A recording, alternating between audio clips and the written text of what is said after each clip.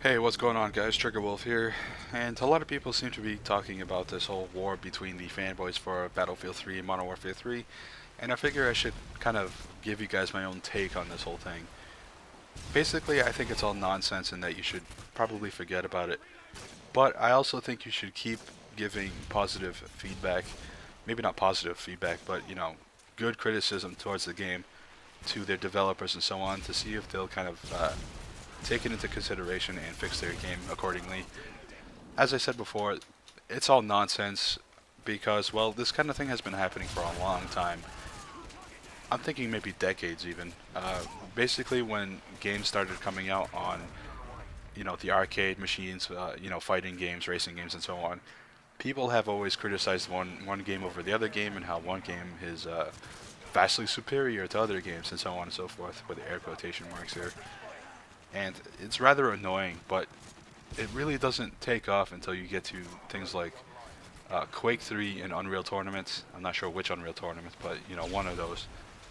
And when that started coming out, people have pretty much made the exact same argument for those games as they did for Battlefield 3 and Modern Warfare 3, and it's really just annoying by this point. I think that people should really stop covering this. I think they should, again, as I said before, continue giving good feedback to their developers for ways to fix the game and all that stuff. And I think you should keep doing that instead of bitching and whining and complaining about things that you hate about the game, which I do on a daily basis. But I try to keep it positive. I try to keep it like a good criticism and all those things. Anyway, in addition to that, I think competition is good in video games. And I'm not talking about me versus you. I'm talking about developer versus developer, because then you have a bunch of games that are decent, but one superior game that you can always fall back to. That being said, I think that IW has not really had any competition in the arcade shooter department for a long time. I mean, there's always the game labeled as the Call of Duty killer, but I don't think people realize that they're not going for ultra realism or anything. They're actually going for, again, arcade shoot 'em up, first person shooters, and that's fine, to be honest with you. But as I said before, there really hasn't been any competition since Medal of Honor Airborne came out, and that was like what, 2 or 3 years ago, maybe 4 years ago.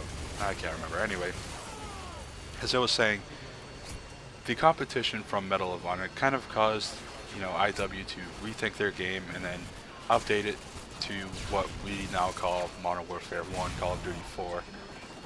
But ever since then, there wasn't really much of an update to those games. I mean, people keep saying, yeah, it's a series. There isn't really supposed to be any super updates or anything. I disagree entirely. I think that you should continue to make your games better. I don't think you should sit there and just give your game a new paint job, because that's rather annoying. However, you kind of expect it out of Activision because, well, they're greedy bastards, in my opinion anyway. I don't know why I keep shelling out money to get their games if I know they're greedy and they won't really listen to their consumer base. I don't know what to call them really. They're fans, I should say, I guess.